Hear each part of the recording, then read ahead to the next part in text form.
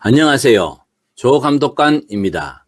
오늘은 지난번 영상에 이어서 감독관의 두 번째 역할입니다. 감독관에 의해 잘 수정된 설계 도면을 바탕으로 시공업체의 견적서를 주도 면밀하게 검토하여 설계 도면에 따라 견실하게 시공해줄 시공업체를 선정하는 데 건축주에게 조언을 주는 역할입니다. 제출된 시공업체의 견적서를 주도 면밀하게 파악해보면 직접 공사비와 간접 공사비의 비율, 업체마다 다르게 적용된 단가의 차이, 각 공정별의 물량의 차이 등등 그동안 감독관 업무를 수행하면서 쌓은 견적서 검토 프로그램을 바탕으로 견적서를 검토해 추출해보면 정성 들여진 견적서와 아닌 견적서의 차이를 확연히 구분할 수 있습니다. 이런 데이터를 참고하여 시공업체를 선정하는 것과 안 하는 것의 차이는 공사를 진행해 보면 엄청난 수준의 차이가 발생합니다. 그 수준의 차이가 바로 추가 공사 금액으로 이어진다는 사실을 건축주분들은 꼭 명심하셔야 됩니다. 일반적으로는 건축주분들이 시공업체를 선정할 때는 여러 가지 시공회사의 종합적인 상황을 고려하지 않고 대뜸 시공사와의 아는 관계 그리고 어느 시공사가 더 저렴한 가격을 제시했는가에 따라 최저가 금액을 제시한 시공사에게 공사를 맡기는 경우가 대부분입니다. 이렇게 시공사를 선정하는 순간 건축주분들은 앞으로 닥쳐올 건축 시공의 끔찍한 경험들을 많은 돈을 지불하며 고통스러워해야 할 것입니다. 이런 식으로 시공사를 선정하는 건축주가 시공사에게는 반가운 호구 중의 호구입니다. 지금부터 최저가 입찰이 왜 위험한지 한번 살펴보도록 하겠습니다. 설계 도서를 기준으로 작성된 시공 견적을 받아보면 시공사마다의 단가와 물량, 이윤 차이는 조금씩 발생할 수 있겠지만 총 공사비에서는 그렇게 크게 차이가 나지 않습니다. 왜냐하면 설계 도면대로 충실하게 견적을 산출한 양심스러운 시공사라면 총 공사 금액이 그렇게 크게 차이가 날 이유가 별로 없습니다. 그런데 특이하게도 한 4-5군데의 업체에서 견적을 받아보면 유독 최저가로 견적을 산출한 시공사가 꼭 나옵니다. 이럴 때 건축주는 최저가 입찰 시공사를 아주 조심하고 배제해야 되는데도 불구하고 일반적으로는 그렇게 안 됩니다. 오히려 더 좋아라 하며 견실하게 견적을 제출한 시공사의 견적을 의심하기까지도 합니다. 건축주는 왜 이 시공사의 견적이 최저가인지를 따져보지도 따져볼 기술도 없어서 단지 많은 금액을 제시한 시공사들을 불신하며 거의 대부분 최저가 금액을 제시한 건설사와 계약을 하게 됩니다. 이렇게 최악의 선택을 하는 데에는 아마도 주위의 견적의 진위를 따져봐 줄 사람이 없기 때문일 것입니다. 이러한 중요한 역할을 감독관이 합니다. 이런 역할을 건축사가 대신해 줄 수 없습니다. 꼭 명심하시기 바랍니다. 제출된 각 업체의 견적서를 비교하여 최저가로 견적을 제출한 시공사의 견적 부실을 찾아낸과 동시에 보통 최저가로 입찰한 시공사의 견적서를 보면 30분 이내에 견적의 부실을 바로 찾아낼 수 있습니다. 찾아낸과 동시에 견적을 견실하게 제출한 시공사의 견적을 다시 한번 잘 조율하여 건축주에게 더욱더 유리한 금액으로 시공업체를 잘 선정할 수 있도록 조언을 합니다.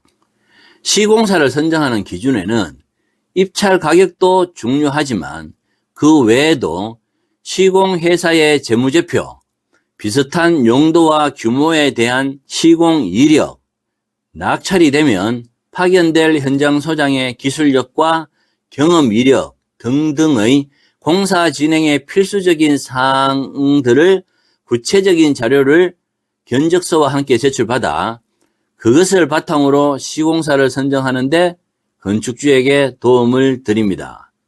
시공은 낙찰받은 건설회사가 하는 듯 하나 현장에 파견될 현장 소장에 의해서 시공의 품질과 경비 추가가 좌우되므로 파견될 현장 소장의 이력과 인간 됨됨이가 아주 중요합니다.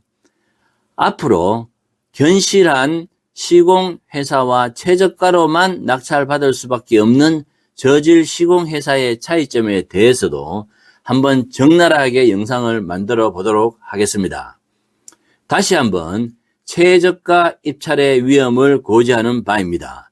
최저가로 입찰한 회사가 과연 그들의 이익을 포기하고서 건축주에게 경제적인 이득을 줄 수 있을까요? 조금만 생각해 보면 알 수 있는 것입니다.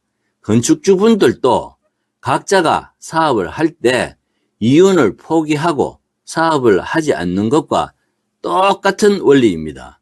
요즘은 주위에서 안타까운 건축주분들이 한둘이 아닙니다. 그것 또한 건축주들의 욕심입니다. 저가 시공회사도 문제이지만 그와 마찬가지로 욕심 많은 건축주분들도 문제가 많습니다. 아무튼 최저가로 입찰한 시공사와 덜렁 계약을 하는 순간부터 건축주들은 건축 시공의 험난한 여정이 시작되었다고 보시면 됩니다. 아마도 감당이 불감당으로 바뀔 것입니다. 건축 관계자, 건축 설계사무소 소장, 그리고 감리 등등을 지칭합니다. 그 누구 하나가 건축주의 편에 서서 건축주를 도와줄 사람이 없을 것입니다. 그래도 건축주는 설계사무소 소장, 감리 등이 도와줄 것이라고 생각하고 있겠지만 이들은 시공사와 맞서서 건축주를 도와줄 수도 도와줄 실력도 갖추고 있지 않을 확률이 90%가 넘습니다. 이렇듯 시공사의 견적을 파악하여 건축주에게 추천하는 역할이 감독관의 두 번째 역할이었습니다. 자, 세 번째 역할입니다.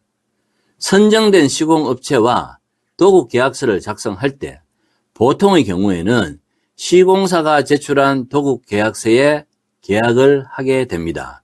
그런데 여기에는 많은 불리한 함정이 있습니다. 불리한 함정이 있다고요. 시공사가 제시하는 표준 도급 계약서는 언뜻 들여다보면 건축주와 시공사 모두에게 공평한 도급 계약서처럼 보이나 실질적으로는 시공 중에 발생할 수 있는 시공사와의 분쟁에 있어서는 건축주에게는 어떠한 도움도 주지 않는 일방적으로 시공사에게 유리한 계약서입니다. 그래서 건축주들은 이런 계약의 내용들을 바꿔내야 됩니다. 꼭 바꿔주셔야 됩니다. 이런 내용들은 그 어느 누구도 알려주지 않습니다. 신경도 안 씁니다. 다른 관계자들 역시 신경 안 씁니다. 그렇기 때문에 제가 맡은 현장에서 시공계약을 진행할 때는 제가 건축감독관을 하면서 쌓은 경험을 바탕으로 만든 표준 도급 계약서로 계약을 하게 합니다. 그 계약서에는 각 항목마다 건축주에게 불리한 내용은 수정하고 한 7가지 정도의 특약사항을 넣어서 계약서를 작성하게 합니다. 자, 예를 들어보면 특약사항에는 물가 변동에 의한 시공 비용의 증감에 대한 구체적인 언급과 시공 중 회사가 부도났을 때에 대한 대비책, 유치권에 대한 방어 조항과 기성금을 주고 난 후 건축주의 방어 대책 등 시공사가 빠져나갈 수 없는 조항들을 특약사항에다가 추가해 버립니다. 제가 제시하는 도급 계약서로 시공회사와 계약을 하면 공사가 끝날 때까지 시공사에게 주도권을 빼앗기지 않고 건축주가 계속 주도권을 가지며 공사가 잘 마무리될 수 있도록 도와주는 소중한 계약서입니다. 정말 중요한 사항이므로 다음번 영상에 시공사가 제시하는 표준 도급 계약서와 조감독이 직접 만든 도급 계약서가 왜 이토록 큰 차이가 나는지, 그리고 왜 계약서가 이토록 중요한지에 대한 설명과 함께 제가 직접 감독관직을 수행하면서 계약한 약 공사 금액이 약 250억 정도 투입된 호텔 공사의 실물 도급 계약서를 바탕으로 도급 계약서의 작성 요령과 내용에 대해 공개해 드리도록 하겠습니다. 이 대목은 정말로 대박입니다. 네 번째 역할입니다.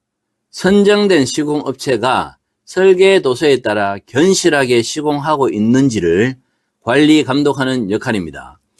견실하게 시공한다는 의미는 설계 도면의 시방서와 설계 도면의 내용대로 시공하고 있는지 등 건축의 전반적인 사항을 설계 소장, 감리, 그리고 현장 소장 등을 잘 관리 감독하여 시공사의 시공 능력을 올리고 사전에 설계 변경에 의한 추가 사항을 검토하여 지나친 견적 상승을 막는 역할을 합니다.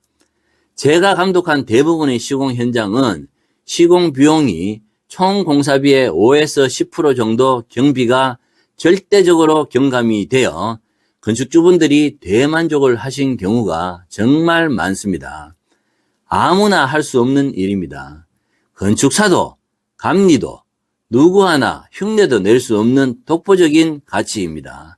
이런 대만족의 결과는 압도적인 건축 기술력의 우위를 점할 때만 비로소 가능한 일입니다. 정리해보면 완벽하게 잘 그려진 설계 도면이라 하더라도 건축 시공 과정에서 발생할 수 있는 수많은 불리한 변수들조차도 건축주 편에 서서 건축주의 시간과 경비가 유리한 방향으로 전개될 수 있도록 공사를 진행하며 공사 후 결과물로서 공사비의 절약이 아마도 최대의 성과일 것입니다. 시공의 품질과 준공 후 하자가 잘 발생하지 않는 것은 그냥 덤입니다. 공사가 진행될수록 더욱더 많은 역할들이 감독관에게 주어질 것이지만 이번 영상에서는 한 4개 정도의 역할만 소개해 드렸습니다. 잘 들어보시고 참고하시면 시공을 추진하는 데 있어서 많은 도움이 될 것입니다. 감사합니다. 조 감독은 다음번 방송을 기약하며 물러갑니다.